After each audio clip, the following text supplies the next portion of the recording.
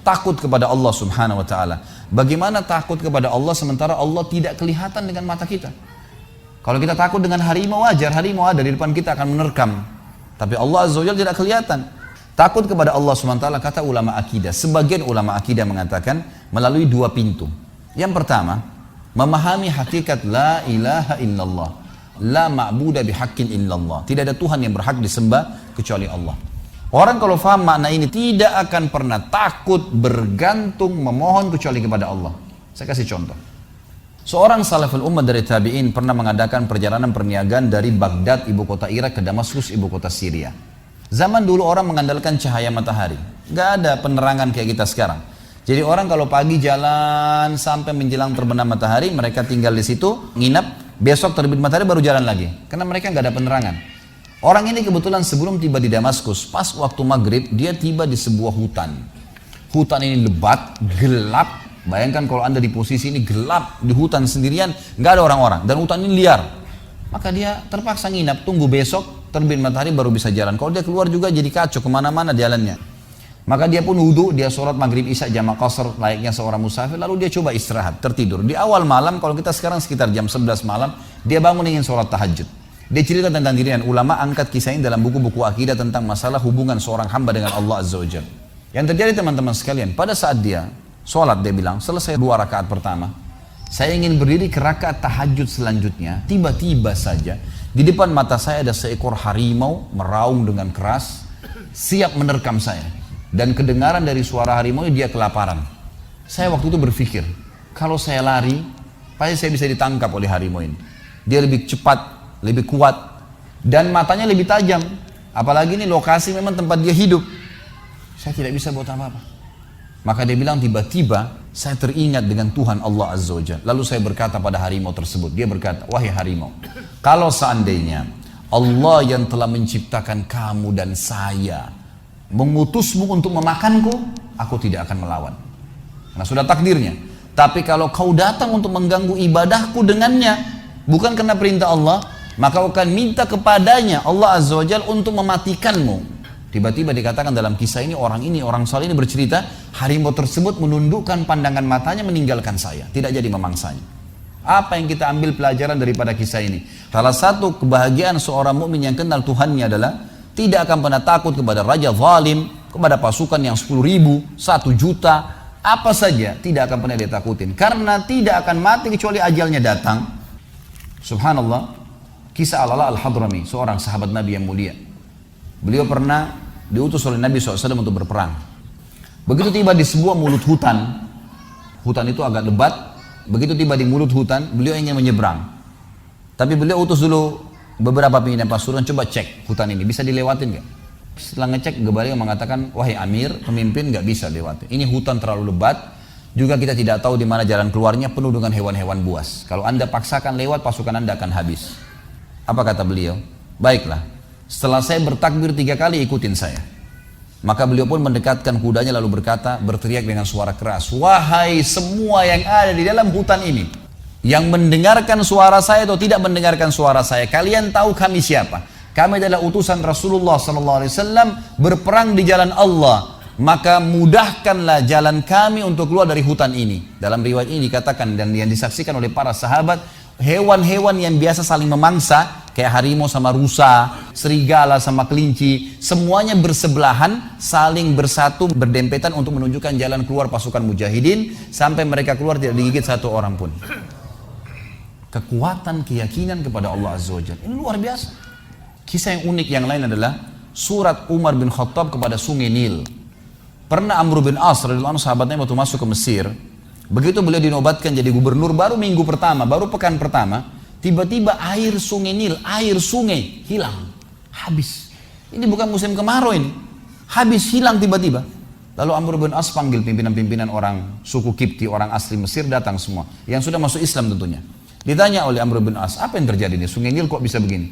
Dia bilang, wahai Amir, wahai gubernur, ini sudah sering terjadi begini. Ini setiap tahun begini. Lalu kata Amr bin As, apa yang kalian lakukan?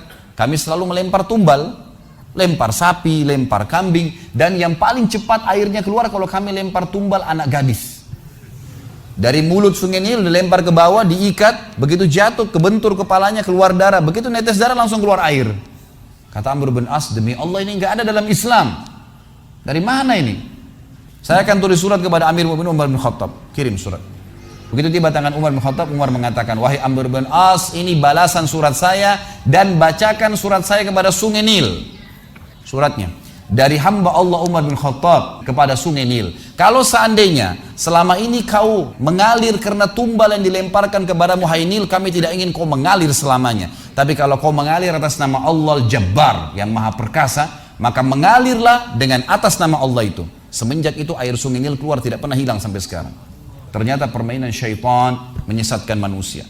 Coba bagaimana kekuatan akidah seseorang yang sudah mengenal Tuhannya Allah Azza wa Jalla. Jadi luar biasa kisah-kisah mereka ini. Allah pada saat mengatakan dalam surah Al-Baqarah kepada para malaikat, a'udzubillahi minasyaitonirrajim, inni ja'ilun fil ardi khalifah, saya akan jadikan di muka bumi khalifah. Siapa khalifah? Ini pemimpin. Manusia ini begitu datang di sebuah tempat, tadinya kalau kosong, antum datang tinggal di situ, maka semua makhluk Allah pindah. Mau ular, mau singa, mau apa, pindah. Cium bau manusia pergi. Jin-jin pun semuanya pergi. Mereka nggak ada yang berani sama manusia, karena mereka tahu dengan sunnatullah ini khalifah.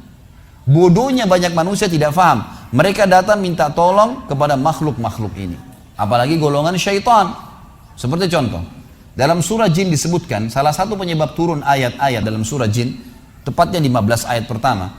Kata Ibnu Katsir rahimahullah bahwasanya orang-orang Arab jahiliyah dulu, mereka biasa kalau mengadakan perjalanan, mereka kalau turun di sebuah lembah, maka tidak ada sebab, tidak ada apa-apa. Tapi pimpinan kafilahnya mengeluarkan setengah bekal dari bekal makanan mereka, minuman mereka. Lalu dia pergi ke tengah-tengah lembah lalu berkata, wahai penjaga lembah, ini setengah bekal kami, ambillah dan jangan ganggu kami. Apa kata Allah Azza wa Jalla tentang syaitan yang lewat di situ? Fazaduhum rahaqa. Syaitan-syaitan makin kerjain mereka. Awalnya nggak ada apa-apa. Yang jaga lembah malaikat, yang jaga gunung malaikat, yang tiupin angin malaikat, yang turun hujan malaikat. Semua malaikat nih penuh di muka bumi. Tapi bodohnya dia datang minta-minta kepada syaitan. Selalu kalau orang-orang, maaf saya bahasakan, ini harus diganti definisinya. Banyak orang bilang di Indonesia orang pintar. Ini orang tidak pintar. Orang tidak normal, jangan dibilang paranormal. Karena jauh dari Allah Azza wa Jalla. Ini Allah murka dengan mereka. Jadi mereka datang bersemedi di hutan, di gua, di pinggir lautan. Hari pertama dia bersemedi, syaitannya lewat, syaitannya gak berani ganggu. Ini manusia nih, ini khalifah, pemimpin. Tapi hari kedua, hari ketiga, gak makan, gak minum, buang air besar di situ, buang air kecil di situ. Akhirnya syaitan mulai hari ketiga keluarin suaranya. Iya, kamu apa? Ya, saya mau ilmu kebal. Coba perhatikan bodohnya syaitan, terus kemudian membodohi orang yang pintar. Orang pintarnya jadi bodoh juga kena ikut-ikutan. Disuruh apa? Minum darah, minum kencing kamu, makan kotoran kamu. Gimana caranya nih? Seperti ibaratnya orang-orang yang kuliah, Anda kuliah, sarjana, pintar, Masya Allah cerdas, sakit kepala lewat di pinggir jalan. Lewat anak SD, dek sebentar dek, kepala saya sakit. Apa obatnya? Si anak SD bilang, minum kencing saya kak. Bodohnya nih anak kuliah mengatakan, baik sini kencingmu. Dan itu jalan di muka bumi cuma ada dua teman-teman. Jalannya Allah Azza wa Jalla, Allah la ilaha illallah, ujung-ujungnya masuk surga. Juru bicaranya nabi-nabi, diteruskan oleh para ulama sebagaimana sabda Nabi SAW, al-ulama warasatul anbiya, ulama pewaris para nabi. Dilanjutkan oleh para dai-dai. Mau selamat hadir majelis ilmu seperti ini, karena ini memandu ke jalan nabi-nabi dan nabi pandu ke jalan Allah SWT. Dan ini adalah jalan yang masuk ke surga, nggak ada jalan lain. Jalan yang kedua dan tidak ada jalan yang ketiga, jalannya syaitan, iblis. Juru bicaranya dukun, peramal, penyamun, penyihir dan ahli maksiat. Berkumpul sama mereka pasti dipandu ke jalan syaitan, ujung-ujungnya neraka. Nggak ada jalan lain dan tidak bisa disatuin, nggak bisa. Orang yang bilang, oh saya cuma pelihara khadam jin muslim, ini sama, syaitan itu. Inna syaitana lakum aduun fattakhiduhu aduwa, kata Allah. Syaitan musuh kalian, jadikan musuh. Tahu musuh teman-teman sekalian? Kalau saya lagi berhadapan sama musuh di medan perang, saya pegang perisai, pegang pedang. Lalu musuh saya juga begitu. Kalau saya tidak nangkis, tidak nyerang, diapain sama musuh? Dibunuh pasti. Kalau tidak nangkis, digoda sama syaitan, dibisikin, a'udzu billahi minasyaitonir rajim. Lawan, tepis, tangkis. Seperti orang lagi tawarin produk, kita lagi di mobil ditawarin produk, gak usah buka kacanya. Syaitan begitu, jangan dihiraukan. Ada lawan jenis lewat itu begini, enggak, saya tidak mau lihat, tetap jalan. Dia gak bisa buat apa-apa.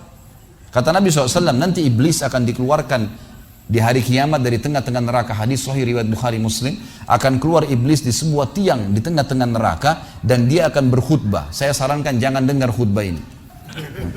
Ini Allah sudah bongkar dari sekarang di neraka, naudzubillah. Dia mengatakan dalam Al-Qur'an, "Innallaha wa'adakum wa'adal haq wa wa'adtukum fa akhlaftukum." Allah janjikan kalian janji-janji yang benar, salatlah dapat ini, puasalah dapat ini, hajilah dapat ini semua. Dan saya juga ikut-ikut janji-janji kalian tapi saya dustai kalian.